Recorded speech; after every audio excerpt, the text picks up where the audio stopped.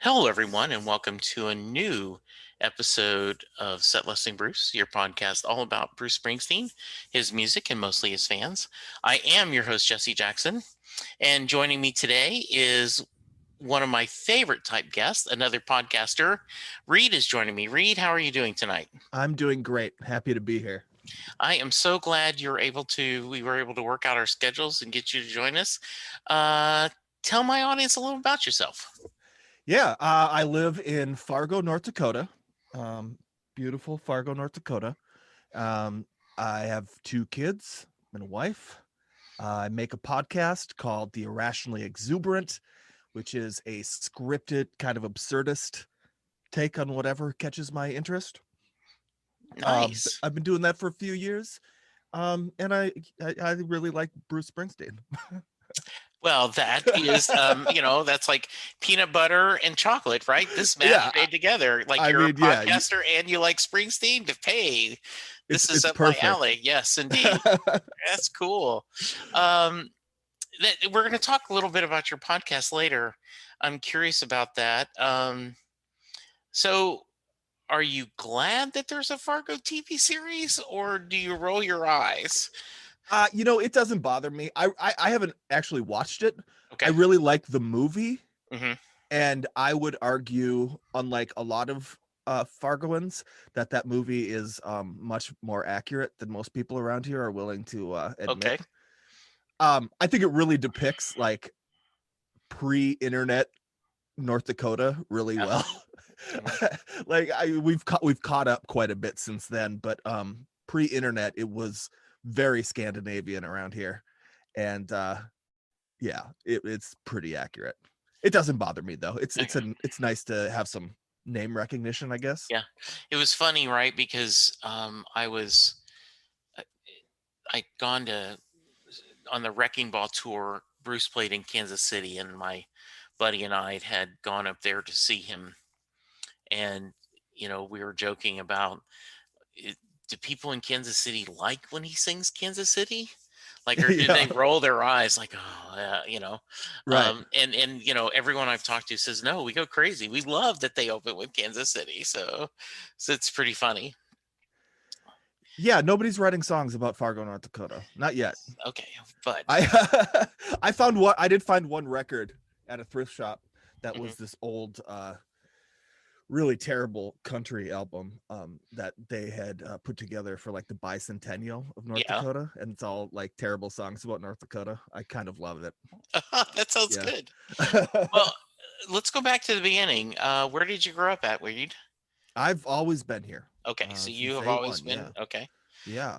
And so, what kind of music did your family listen to when you were younger? My parents weren't all that into music. Okay, that happens I'd say sometimes. the formative part of my musical experience was that I wasn't allowed to watch MTV, but I had carte blanche on VH1. So I think I was probably the only 7-year-old that was like buying like Richard Marx CDs, and I was definitely the only sixth grader at the Brian Adams concert when he came to town. So, Um, why were they okay with VH1 and not okay with MTV? I guess it's just the perception of VH1 at the time was that it was less lurid, Okay, less extreme and in your face. I don't know okay, exactly. But yeah, it kind of shaped my taste okay. a little bit at that point. Um, but yeah, And my parents never. I couldn't tell you what my dad listens to. I have no idea. Probably like modern country radio. okay, Like yeah, that's like as far as he goes. hmm, okay. Did now siblings? Did you have siblings? Yeah. I'm the oldest though, so Okay, I'm the guy that's supposed to be passing things down. right. I don't know how effective I was at that because Hmm. one listens to nothing but rap and the other listens to like 311. So I Okay. clearly failed. I didn't do well. Um, um, but yeah, I was always really into music. I mean, I was only allowed to watch VH1, but I watched it constantly. Okay. Like I ate it up. I just was obsessed immediately, and have stayed that way. Did Well, I always like to ask, like, so you're listening to VH1, you're exploring music. As you get into high school, did your musical taste started to change? Did you Yeah. develop a little more hard edge? Yeah, well, I mean, this is mid 90s, so Okay. grunge was massive. Yeah. So I was very into grunge, just like every other kid. Hmm. Nirvana, Pearl Jam. I went crazy for Pearl Jam Yeah. for a few years. Um, yeah, all the stuff that was popular in the 90s Hmm. was good. And that's a good basis, I think, for a taste in music. Because I think one of the great things about the grunge music, even if it hasn't all aged very well, is that those guys were all very open about their influences. They're very generous about sharing who their guys were, Right. and that led me in a lot of different directions. Um, Okay. yeah, all over the place. All right. Very good. So when did you discover Bruce? I mean, you know about Bruce, right? You Yeah. always know about him. He's huge. Yeah. Born in the USA is just everywhere all the time. You hardly hear it anymore just because it's like a constant thing that seems to Right. be happening. Um, I think I got into Bruce Springsteen in a weird way. Um, Please share. yeah, I heard a cover of Thunder Road Okay. by the Brave and the Bold. It's Bonnie Prince Billy's side project. Okay. And it's a very strange kind of deconstructed cover of Thunder Road, but really beautiful and I think really good. I think it actually captures the song pretty well. And I was like, what is this? I know this song. And the lyrics are incredible. Um, and then I figured out that it was Bruce and went and got Born to Run on vinyl. Hmm. And yeah, I did. I mean, how you can't deny Born to Run. It's just an incredible Sure. album, start to Absolutely. finish. So I always ask this, and some people can, some people can't, but can you articulate what about his music spoke to you? Yeah, I can, I think. Okay, Um, good. I Read. mean, I think his words are what got me right away. Um, Sure. I mean, it's just like I like these guys that just have like just a torrent of words. There's so many lyrics, like Sure. he's telling full stories with full like literary detail and just he has such a writer's ear for language and for exactly what to tell you and what not to tell you. I I was an English major in college, and so I was very drawn to stuff like that. And I mean, there's just nobody better. He's like this amazing, like blue collar poet. Um, but yeah, I like the theater of it. I like that he's kind of like he's aware of what he's doing. I feel like he's one of the more self aware artists out there. Hmm. Um, and he's open about it being a bit of a put on, a bit of an act. Sure. The early stuff anyway. I don't Right. think it is anymore, but um, I like that. Yeah. And so we, your podcast, it, it is storytelling, correct? Yeah, I do a lot of storytelling. Yes. So do you think your love of Bruce helped influence that? Um, yeah, I think so. I think he has a unique way with language, and I do think it's one of the things that I've incorporated Hmm. into my writing is um the wordiness, his wordiness. I like to write a lot of words. Okay. And my favorite Bruce songs are all just, yeah, so many, like I said, so many words. They're just keep coming and coming and coming. Like I just Thunder Road is just it's such an unconventional song. It doesn't feel unconventional while you're listening to it, but the more you think about it, the less conventional it actually is. And Sure. it's just words, words, words, words, more details, and it just gets so deep and so intense by the end. Um, without, without a chorus, like Yeah. it's incredible that he's capable of building that kind of momentum and that memorable of a song, while also like completely ignoring regular pop song structure. Yeah, it is. And, he's done that multiple times, Yeah. where it does have that, um, verse and a hook, verse and a hook, verse and a hook. I mean, he certainly has done that in other songs, but that is not normally his um, MO, Yeah. especially early. Right. I don't know if you saw the Apple TV documentary about Letter to You. I haven't watched it yet, Okay. actually.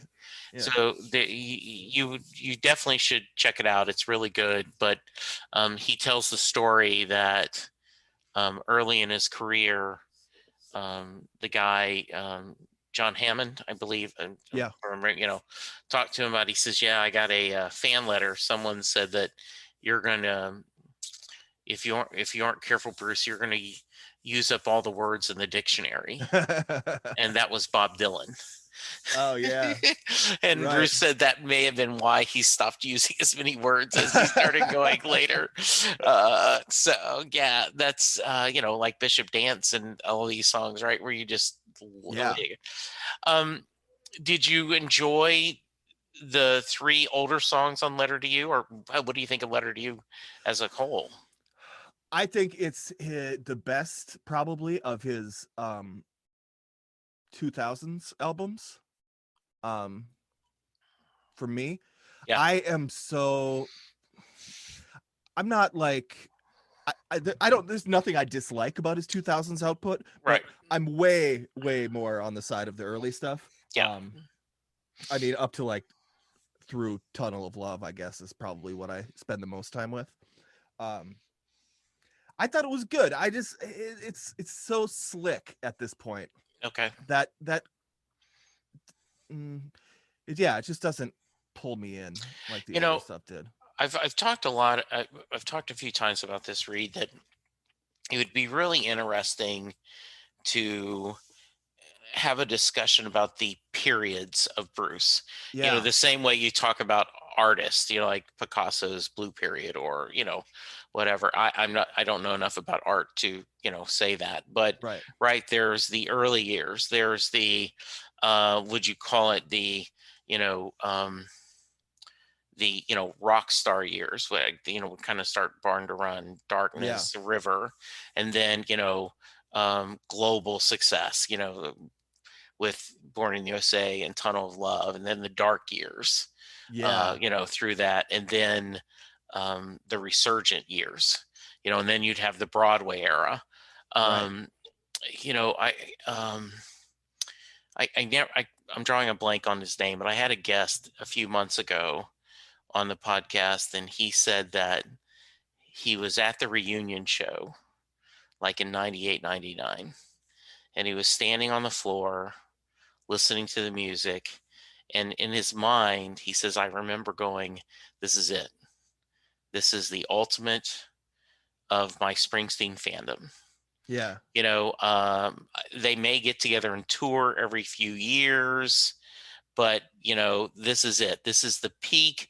He has come back victorious, and there's nothing else that's going to be shown. He said, if I could tell that kid, well, you've got an album called Magic, you've got an album called Wrecking Ball, you've Yeah. got a film called Western Stars, you have him doing 2 years on Broadway, an autobiography. He said, I would have never pictured that. There's no second acts in American life, and Bruce just continues to be, well, I'll do my third or fourth act. I mean, yeah, I mean, he's just indestructible. Yeah, And it's not like he's, a lot of these guys that are still around, the yeah, Stones are the best example, I guess, are really just coasting on what they did. And Bruce just keeps pushing himself, yeah, even when I don't necessarily love the albums, um, I love what he's doing. I love that he's still in there pushing himself and trying new things. And the songs do sound killer live. I yeah. should say they're so good live. Well, and I have no problem if someone says, well, I didn't care for Western Stars, not my cup Yeah. of tea, or, well, I just don't know, Letter to You just didn't speak to me, Hmm. or I just um I don't get Magic or, Ghost of Tom Joad or whatever album you want. But Right. someone on a Facebook group posted that after Letter to You came out, he posted that Bruce needs to quit putting out albums or else he's going to delete his legacy. He's going to ruin his legacy. Yeah. And I went, okay, you don't like the album, that's fine. But at this point, no new music is going to. Springsteen has nothing to prove to anyone. Nothing. Nothing. Yeah. I Eh, mean, yeah. I the thing that's astounded me most recently is yes. I watched the Broadway show. Yeah. Good Lord, that is amazing. Right. I mean, it is just incredible. There's nobody in the world that could do what he did with Yeah. that and make it as engaging as it was, as profound as it was. I felt like I came away from it having learned life lessons, Yes. like a wiser person. I Um, totally agree. and I mean, he's acting in that thing. He's an incredible writer of prose at this point.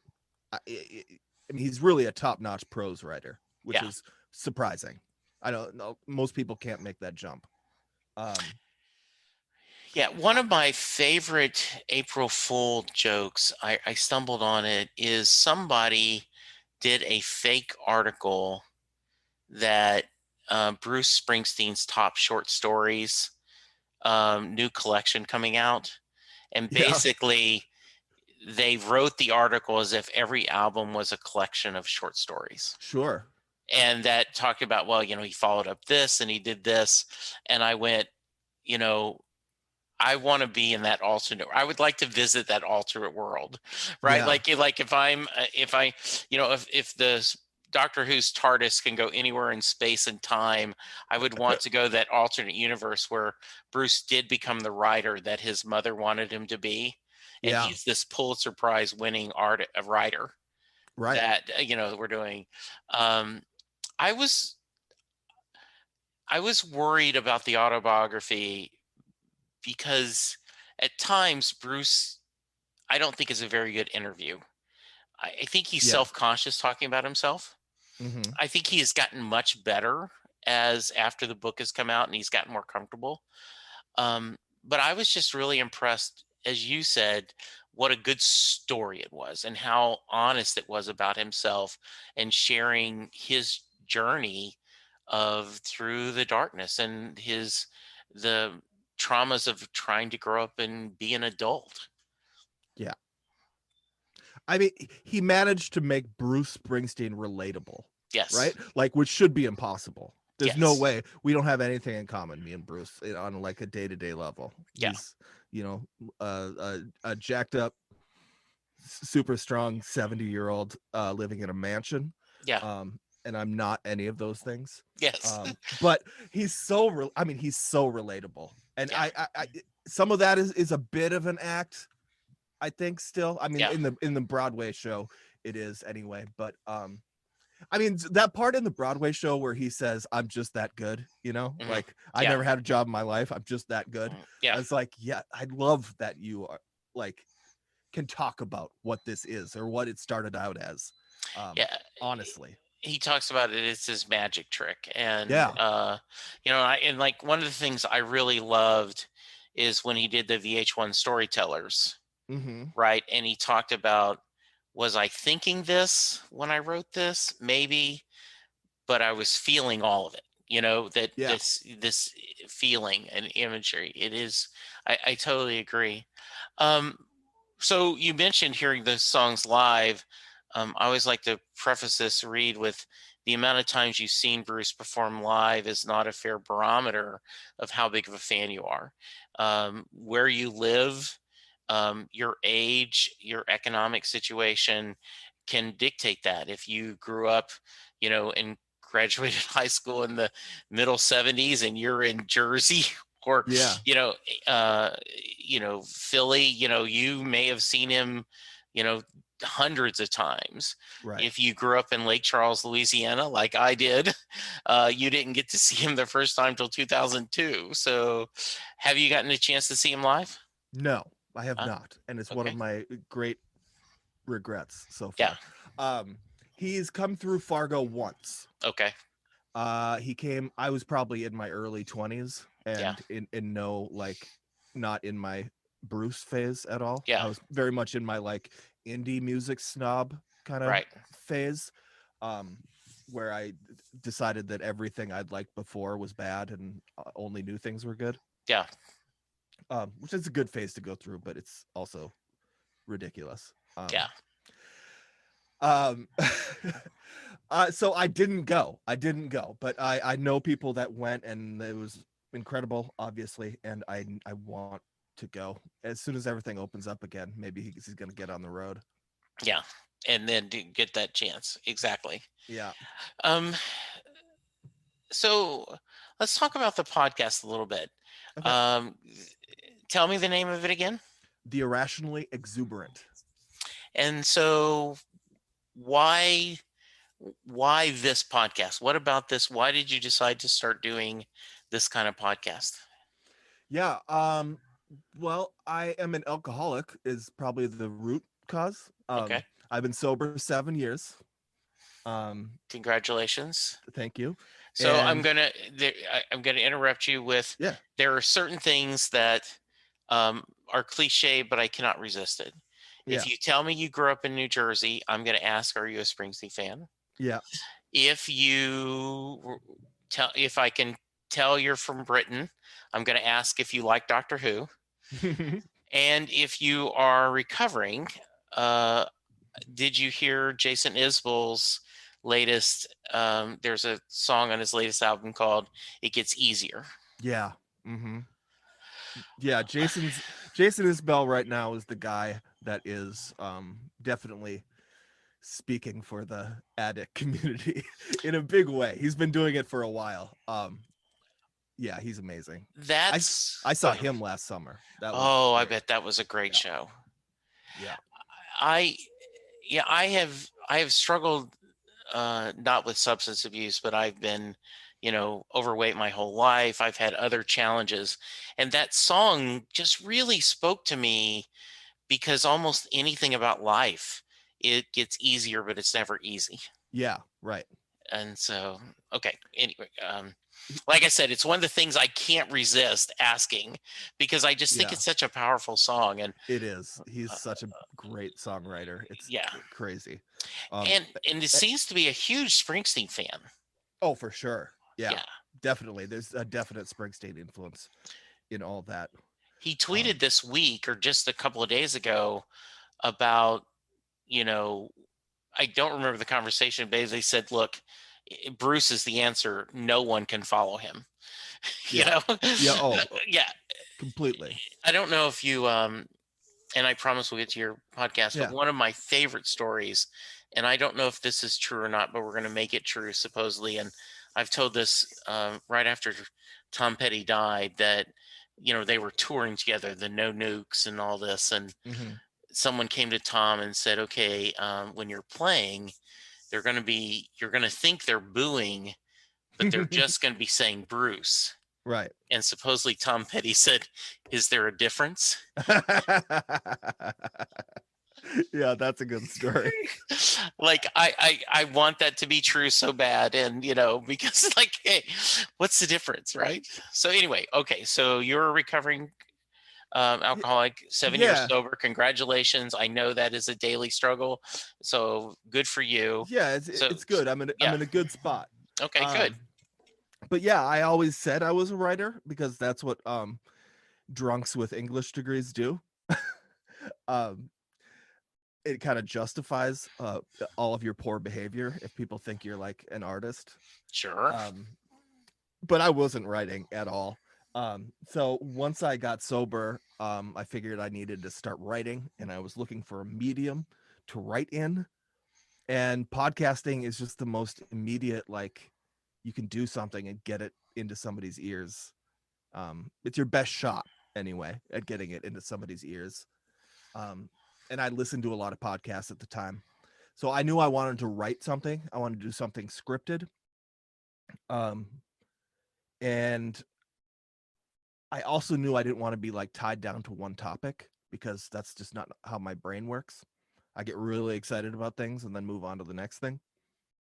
Um, so I just kind of started writing, and the thing I started writing with was Chris Gaines. The first episode is about Chris Gaines. Okay. So like Garth Brooks' weird alter ego from the 90s. Yes, I remember. Fascinating stuff. Um, I'm glad that Bruce never gave into that kind of. I could definitely see like 1992 Bruce, Yeah. right? Like the with the too much scruff, kind of greasy looking Bruce Yes. with a vest on, um, trying like something like that. But I'm glad he didn't because it doesn't work. Um, but I just started writing about that, and it turned out really good. I think it's great. So that I was just kind of off and running. It just became what it is fairly naturally. So when you say it's um talk about like what's the format? So you write it, and then is it a I haven't Yeah, heard the podcast yet, so right. The format, I mean, the only through line I would say is me. I'm the through line. So I okay. write everything, I perform everything. Okay. Um, it is all over the place. Okay. I do some storytelling, some short stories. I do some kind of some history stuff. Some of it's lies. Um, I don't like to be, hemmed down by the truth in Yeah. any way. In storytelling, I think that's unnecessary. And sometimes I do stupid voices. Sometimes I've made a lot of songs for episodes. I'm not a songwriter. I don't really play any instruments, but I like figuring it out. Oh, you how know? fun. Yeah. So yeah, I've probably recorded like 10 songs for this thing. And it's always fun. How long Um have you been doing this? I started right when I got sober. So I started doing it probably 6 years ago. Start putting it out 6 years ago. Um but I didn't know what I was doing, and they didn't sound as like how I wanted them to sound. So I pulled it all down and really focused on learning how to make it sound good, and somewhat professional and like what I was hearing in my head. So then I um, wrote a bunch of new episodes and also re-recorded the old ones. Um, so the current iteration of the show has been about 2 to 3 years, 3 years maybe. Okay. Um, it sounds interesting, and that's that's a lot of work though, with you just being the only voice. Yeah, One of the things I really love um, doing about Set Leslie Bruce is, it's a conversation, right. and so I think that's to your credit that you're kind of doing this all your own. How often do you send out episodes? About once a month at Okay. this point. So they're not too frequent. I mean, they take forever to write. I mean, these are like 40-page scripts, and I want them to be good. So I only put it out if it's done and good. Um, so I don't like I don't hold myself to a traditional schedule because uh, there are no rules in podcasting, and That I'm is the not gonna beauty. artificially, I'm not gonna pretend there are and hold myself to them. Yeah. So yeah, it probably hurts like the popularity of the show or whatever, but people will find it if it's something they're into, and I do think it's good. I did another show for a while, a music show, called Reid Messerschmidt Gets Metal, Yeah, where I saw that on iTunes. Yes. yeah, yeah, so that was like I had never listened to metal before. It's the like one genre of music that I just completely ignored my entire life. And so I found a friend, a co-host that was really into metal, is really into metal, and had him like introduce me to like extreme metal, black metal, death metal, that kind of thing. And Hmm. that was a lot of fun. It was nice just to have conversations about music instead of writing everything. Good. Yeah. Well, that sounds interesting. I've pulled you up on iTunes, so Hmm. the Irrationally Exuberant, and I will make sure that there's a link on there. Have you done a Springsteen themed episode? I see you've done wrestling and Johnny Appleseed and Roy Orbison. So Yeah, yeah. I mean, I think Roy Orbison is as close as I got to Springsteen because I wrote a little bit about the black and white night that Springsteen was at. right, Um, so that's like the closest I've touched. I think I'm too big of a Springsteen. I just like him too much. I don't. okay. I find it hard to make comedy out of like a guy like Bruce, who I just admire so much as a human being. I don't know. I have him on a pedestal. He feels like a beloved uncle or something, you know?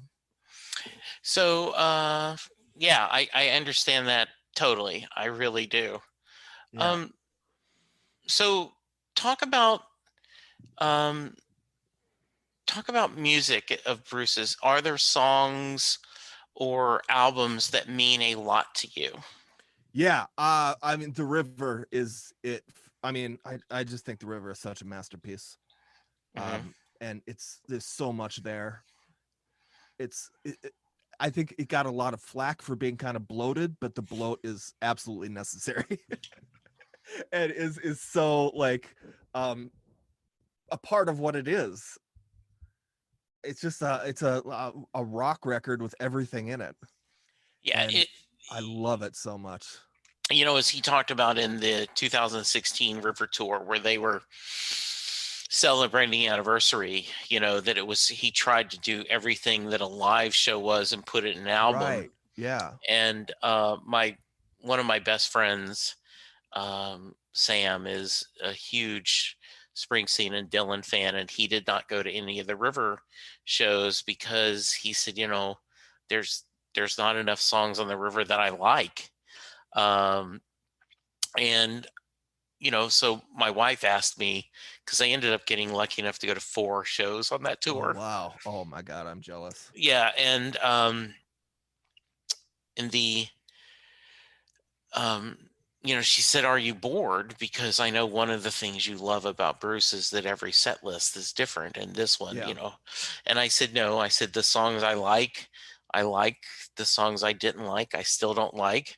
There are a couple songs like I really hearing Independence Day performed live." Yeah. From the perspective of he at the time was, like 66, 68, Right. you know, singing a song that he wrote was in his 20s, and like he is the father's age now then in the song. I just thought that dynamic was very interesting. Yeah. That Some song other is just things. devastating too. That is Yes. one of the more uh that song kind of wrecks me Yeah, a lot of times. absolutely. So do um it's interesting, Reed, because I had this discussion very early in the podcast where you know i I was talking about how much, because I came to my first live show was 2002, the Yeah. Rising Tour. And so, that's where my fandom went from a casual fan to passionate slash obsessed. Yeah. So if I had a choice, I would, I've heard many people say that if they could, they would take a live show that starts with um, greetings. I mean, and go to darkness and nothing else, nothing past darkness. Yeah. And I said I would take a show that starts at Tunnel of Love and goes forward and has nothing before. Either would be fine.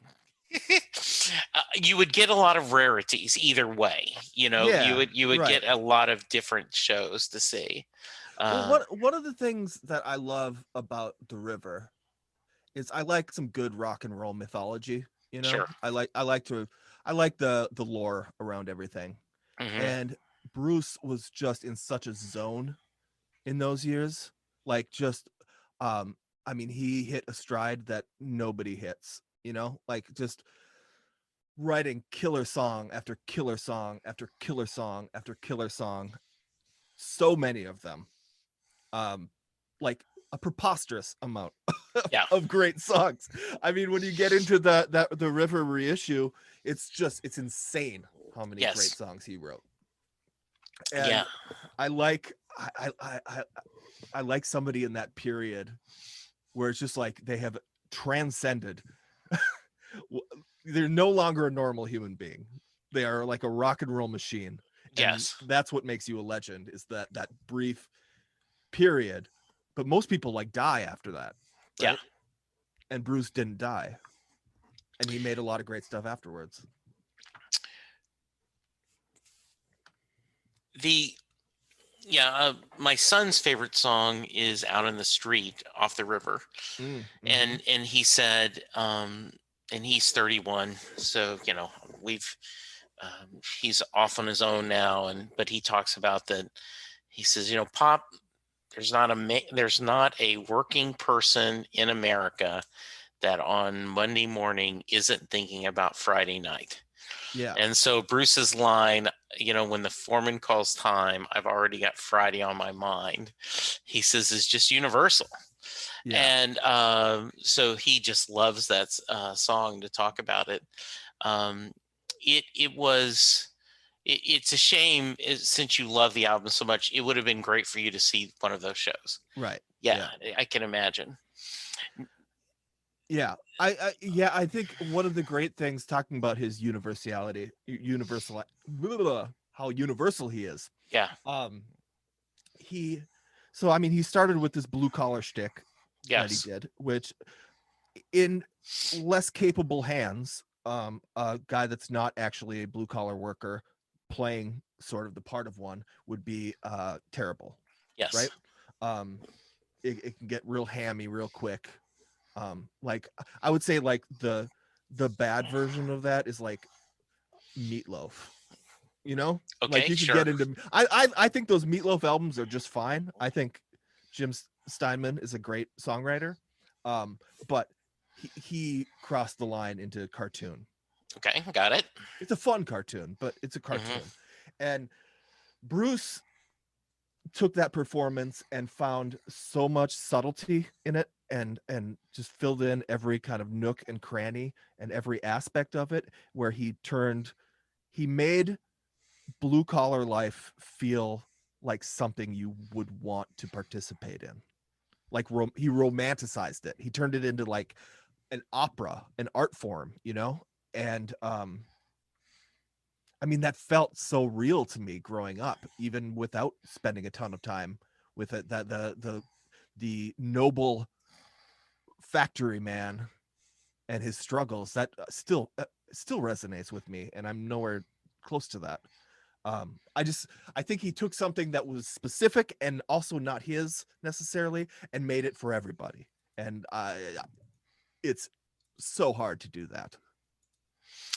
It really is. I agree because he's there's so much.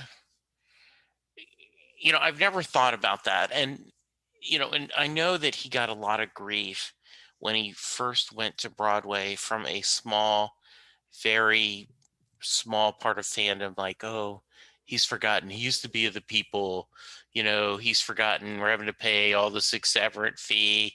And you're like, no, that's what the going rate in Broadway is, Right. and we know sooner or later, I assumed it would be an HBO special, but we knew sooner or later, they would film this and we would get to see it. So, absolutely. Oh my god, and they filmed it perfectly. It was Yes. gorgeously shot, no tricks, Right. just Bruce holding your attention for 3 hours. Yeah. Just incredible. I can't overstate how good it is. I Yeah. think if anybody, I know there are a lot of people that I come across that are just like, oh, I hate Bruce Springsteen. He's one of the people that people are like, I hate that guy. Yes. Um, which I don't get. I mean, I guess it's the voice, Yeah. and he is kind of a cheese ball sometimes. But that's part of the charm, and he knows what he's doing. Yeah. Um, I would. I mean, it's impossible to convince that person to sit there for three and a half hours to Right. watch that performance. But if they could do it, I think it would turn them for sure. Well, and what I recommended early in the pandemic is I said, hey, watch Western Stars and watch the either Blinded by the Light, for your two. You could do a double feature, and also watch Broadway. Watch it on Yeah. Broadway and get Right. that feeling. Um, the I I just recently had a massive Bee Gees fan on, Yeah. David Fetter, and Dave and I kind of shared the thing. Like, when someone tells me, "Oh, I don't like Bruce Springsteen," the first question I want to ask is, "Well, have you listened to anything besides Born in the USA?" Right. Right? Like, have you just heard the hits off Born in the USA? Yeah. Those people universally have not heard the river. They don't know Right. it exists. Yes. I said, so is your first instinct to say, have you listened to anything besides Saturday Night Fever's soundtrack? And he says, Yeah. that's absolutely my first thought on that. Right. Because it is just so different. Um, the Since you've never seen him live, um, is there two or three songs that you go, when you get to see him, you're really hoping, or is it just dealer's choice? You're just happy with anything? I mean, I'd be cool with anything, but I Drive All Night is just so good.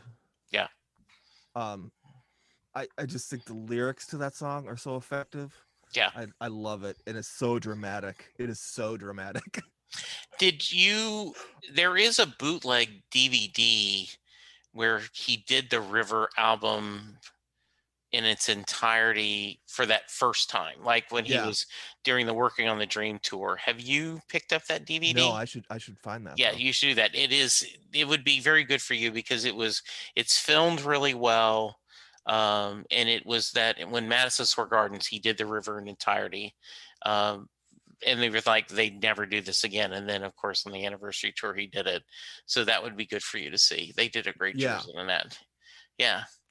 I think that's it. But yeah, Drive All Night I think has the greatest opening line of all time Yeah. in any song ever. It's just so weird. It's a Hmm. little off, but it's also Right. perfect. Um, yeah, I think Yeah. that is just a masterpiece of a song. I Um, totally agree.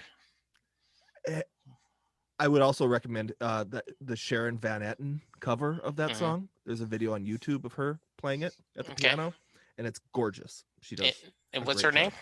Sharon Van Etten, Okay. Etten, yeah. Okay. Um, she's really great and obviously pretty influenced by Bruce. Okay. All right. She's an intense songwriter. Good. So yeah, I would say that song. I mean, Thunder Road is still just so thrilling to me. Every Sure. time I hear it, it feels like it's. I get the same feeling from Thunder Road as I do from listening to like Rolling Stone.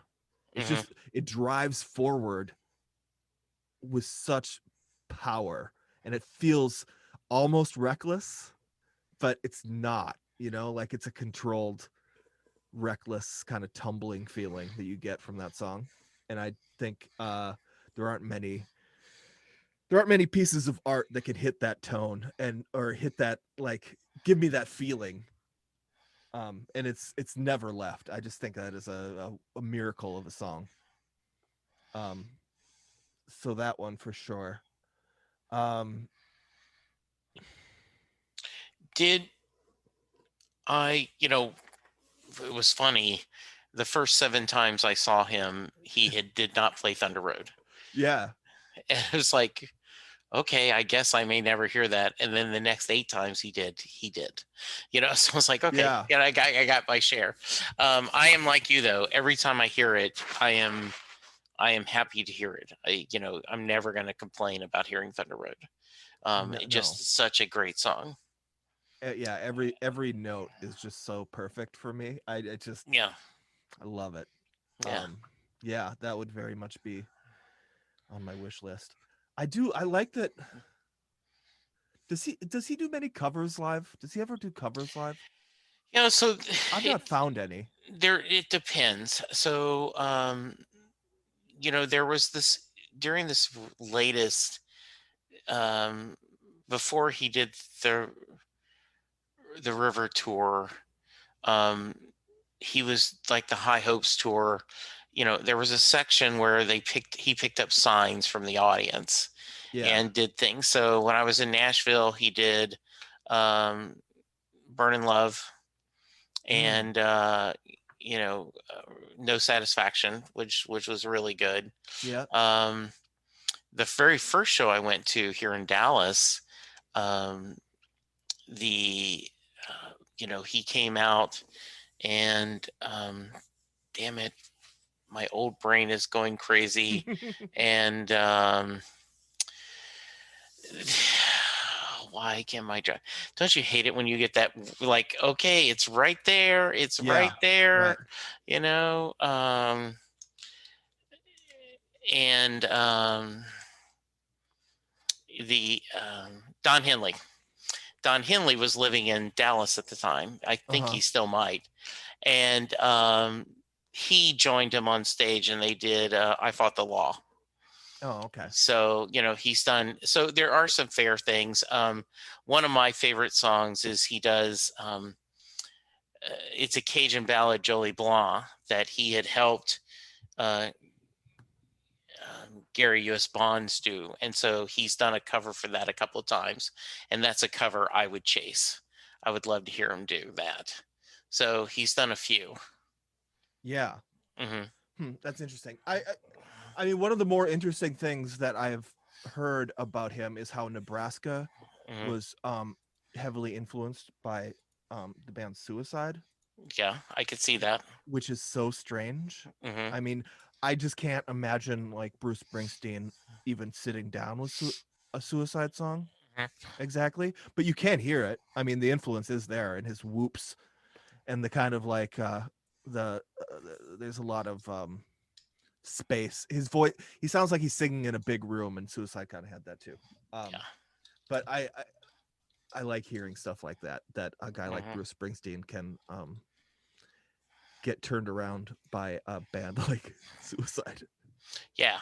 Um, yeah, um, so Ken Rosen is a blogger, and it's called E Street Shuffle. Yeah, And if you go there and sign up, um, he does a Cover Me. Um, he does a daily blog. It's like one this day in Springsteen. So kind of what happened on January 28th over the last years.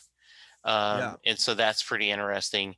But he also does Cover Me, and he either does songs that Bruce has covered or people that have covered Bruce's songs. yeah, And so I think you would like that because it would give you some ideas of some of the things that Bruce has covered, sometimes many times, other times not. So, yeah, so I think right, that'd be great.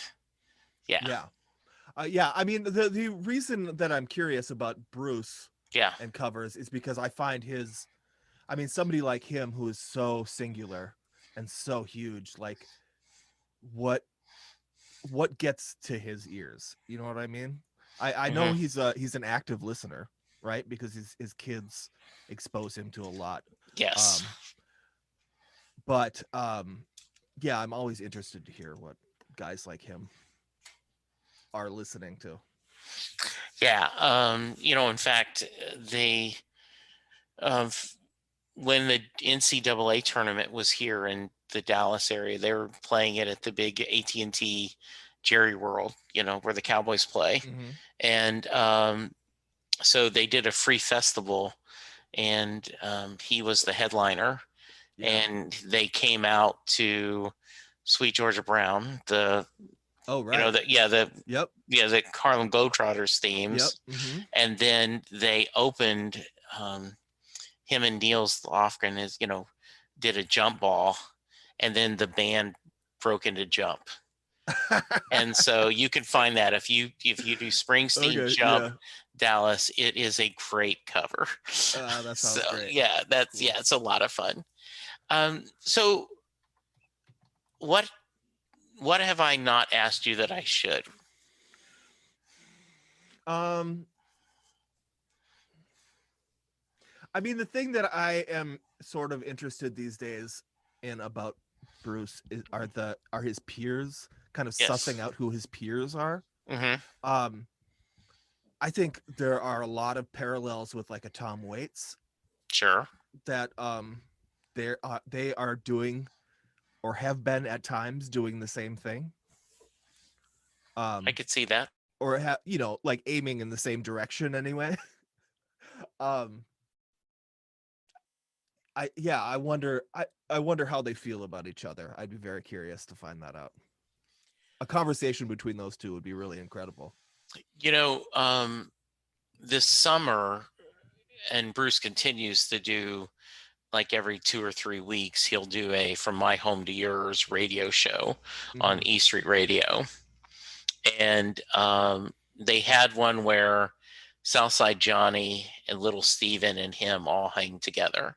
Yeah, And it was fascinating to because they just sounded like three buddies just talking about music.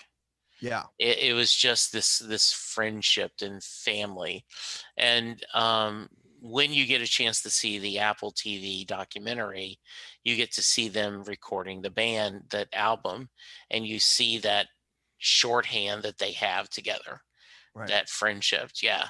And you do wonder, um, I right out of high school, I discovered the Beach Boys. So Right. this is like in 1977. So way past their heyday. But a good But time for the Beach Boys nonetheless. yes, it was. Yeah, I picked up Yeah, Endless Summer, that 8 track, and fell in love with their music. And so kind of became obsessed with Brian Wilson and the Beach Boys and yeah, loved that. And so several years ago, Brian was performing in Jersey, and Bruce came on stage for the last two songs, right? yeah. He strapped on a guitar and helped sing. And I made the joke, and I'm only slightly joking, is okay, forget my kid getting married, forget grandkids. Like if I had been there and seen Bruce Springsteen and Brian Wilson on stage together, like I'm like, okay, Lord, take me away. I'm like, okay, what else is there I need to see? Yeah, right. Yeah, That's pretty incredible. yeah, absolutely. I think that's an interesting thought to see. Um, and obviously, like the Dropkick Murphys adore him. Hmm. As you said, Pearl Jam. I Pearl don't. Jam is so huge, I think. I mean, Yeah. I think they have almost like constructed their career to like mirror his in a Yes. way, which is smart. Which is a very very smart thing to do. Yeah. But they are probably the band that I think most carries his torch. But I mean, nobody needs to carry his torch because he's still got it. Right. Yes. He looks great. Yeah. Absolutely. He sure He looks does. so good. He does. It kind of makes me mad. Like He does. this 70-year-old man is like He is. far more like attractive than me. He. My wife does say, "Wow, you can tell that man is in good shape. He has good genes." Yeah.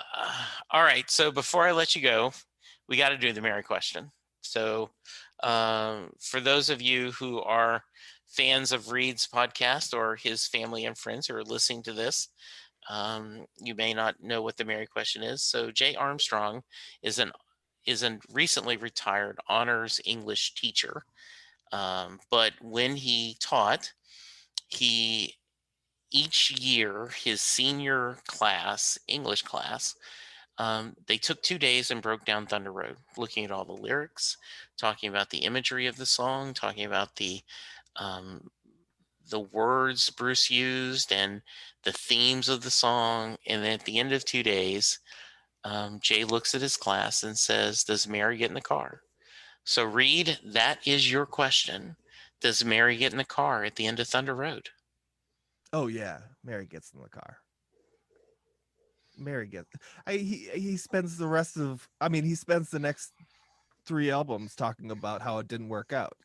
I feel like it's all Mary. Like, Okay. I think she definitely gets in the car for sure. Okay. Very nice. Good job. All right. So if someone wants to reach you, how can they? Twitter is probably best at Exuberant Pod on Twitter. That's a great place. There's the website is theirrationallyexuberant.com. Okay. On Instagram at Irrationally Exuberant Podcast. Good. So any of those places is good. And any hints on want to tell us what you're working on for next? Yeah. I just finished writing the next quote unquote season. Okay. So I did an episode about Moondog, which I think is pretty interesting. I don't know if Okay. you know who Moondog is. No, please share. He's a classical composer, sort of jazz guy. In the 70s, well, in the 50s in New York, he stood outside on 6th Avenue, dressed in a giant Viking costume. Okay. And he's blind. And he became known as the Viking of 6th Avenue. And but it turned out while he was standing there busking, he was also like composing music interesting. in Braille under his cloak. And he kind of a genius. Okay. He lived with Philip Glass for a while. He's had a wild career. Okay. And he's a very interesting guy. So I wrote about that a bit. Yeah, I've got a story, kind of a short story-ish kind of thing about an Evel Knievel-like character Oh, interesting. that's coming Good. out soon. Okay. Good. Yeah. Well, that's all sounds great. I'll include your Twitter handle, and I'll include a link to the podcast to where you can find all the different avenues. This has been great, Reid. Yes, I so appreciate your time. I hope you had a good time. I did. I love talking about Bruce Springsteen. That is great. So we will have to do this again. Absolutely. If you ever decide you need a guest, I'm always, I would love to join you. So All right. keep that in mind. All right, Okay. listeners, you stay safe. Remember to social distance, wash your hands, wear an effing mask, and let's all be good to each other, because that's the only way we're going to get through this. For now, thank you so much, and we'll talk to you soon. Goodbye. Bye. Hi, I'm Bex, also known as Potato Lady Podcast Reviews. Every weekday, I tweet out reviews of indie podcasts. My goal is to unite listeners with their next favorite show, like the one you're listening to now. I also have a newsletter that provides links to reviews, sneak peeks, ad space, and more. So follow me on Twitter at BexGoose, that's BEXGOOS, to start getting week daily reviews. Find all the info you need, including the link to sign up for my newsletter, in the thread pinned to my profile. And feel free to get at me if you need a recommendation. And now, back to your show. Doing a podcast at times can be a one-way conversation, and I hate that. So please let me know what you like and don't like about the work I'm doing. You can reach the podcast via email at setlistingbruce@gmail.com. The show is on Twitter at setlistingbruce, and my personal Twitter is at JesseJacksonDFW. We have a website, www.setlistingbruce.com. From there, you can find links to other Springsteen podcasts as well as other music-themed podcasts. We have a page devoted to our own SLB All-Star Band. These are guests who have been on the podcast more than 3 times. There is a link to our store where you can purchase Set Listing Bruce shirts, as well as a Mary Question t-shirt. There is a link to our Patreon page where you can sign up to help support the podcast financially. We have different levels and different rewards based on your support. If you don't have any extra cash, and right now who does, you can support the podcast by subscribing via your favorite podcast player and leaving us a review. The more reviews we have, the easier it is for people to find us. And please tell a friend about the podcast, especially if they love Bruce or music, because it will make a difference.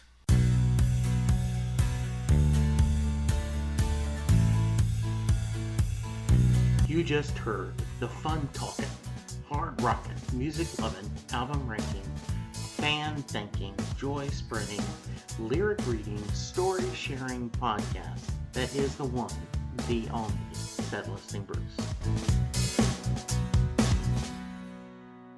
Set Listing Bruce is part of the Southgate Media podcast group.